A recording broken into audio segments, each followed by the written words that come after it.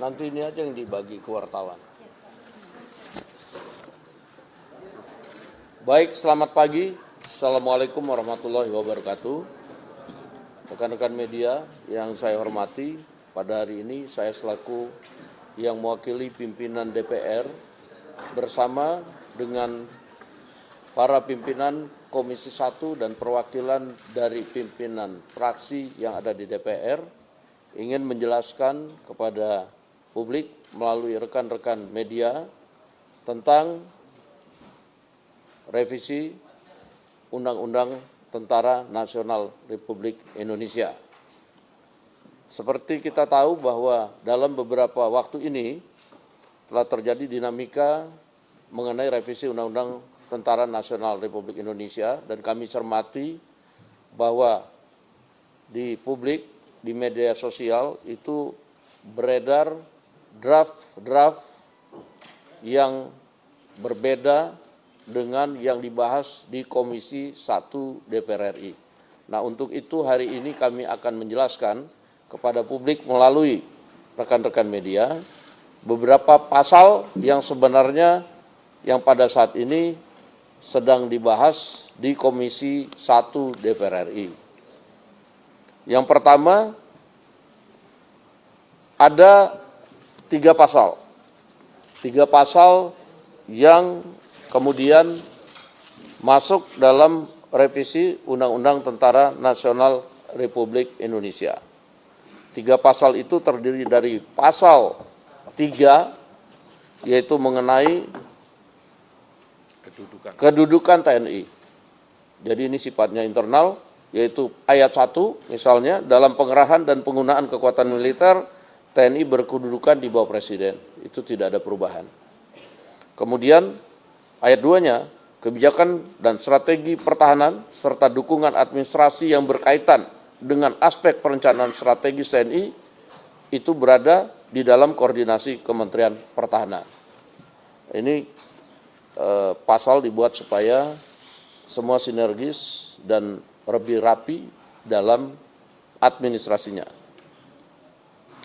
Kemudian pasal 53 itu tentang usia pensiun yang mengacu pada undang-undang institusi lain. Ada kenaikan batas usia pensiun, yaitu bervariatif antara 55 tahun sampai dengan 62 tahun. Dan ini perinciannya kita akan bagikan kepada teman-teman media sebentar lagi. Kemudian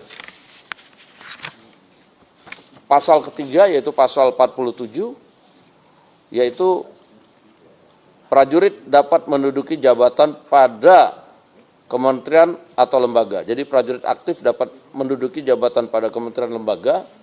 Pada saat ini sebelum direvisi ada 10, kemudian ada penambahan karena di masing-masing institusi di undang-undangnya dicantumkan, sehingga kita masukkan ke dalam revisi Undang-Undang TNI seperti Kejaksaan Agung misalnya, karena ada di situ Jaksa Agung Pidana Militer yang di Undang-Undang Kejaksaan itu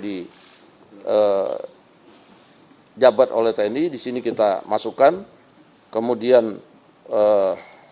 untuk pengelola perbatasan, karena itu beririsan dengan tugas pokok dan fungsi. Dan ini bisa dilihat nanti pada draft yang akan kita bagikan ke kawan-kawan media. Kemudian selain itu pada pasal 47 ayat 2, selain menduduki jabatan pada kementerian atau lembaga sebagai pada mana dimaksud pada ayat 1 yang tadi saya sudah terangkan, prajurit dapat menduduki jabatan sipil lainnya setelah mengundurkan diri atau pensiun dari dinas aktif keprajuritan. Jadi dalam revisi Undang-Undang TNI itu hanya ada 3 pasal, yaitu pasal 3, pasal 53, dan pasal 47. Jadi nggak ada pasal-pasal lain yang kemudian di draft yang beredar di media sosial itu saya lihat banyak sekali. Dan kemudian kalaupun ada pasal-pasal yang sama yang kita sampaikan itu juga isinya sangat jauh berbeda. Demikian rekan-rekan media sekalian, sebentar nanti kita akan bagikan draft yang pada saat ini sedang direvisi di Komisi 1. Demikian dari saya. Mungkin ada tambahan Pak Utut selaku pimpinan Komisi 1. Silakan. Terima kasih Pak Dasko, Wakil Ketua DPR RI yang selalu ada di setiap harinya di DPR. Ibu Bapak, yang perlu saya sampaikan bahwa dari konsep hukum acara dan mekanisme semua sudah terpenuhi. Perihal pasalnya tadi sudah disampaikan. Perihal lapangan lainnya, habis ini tentu ada tim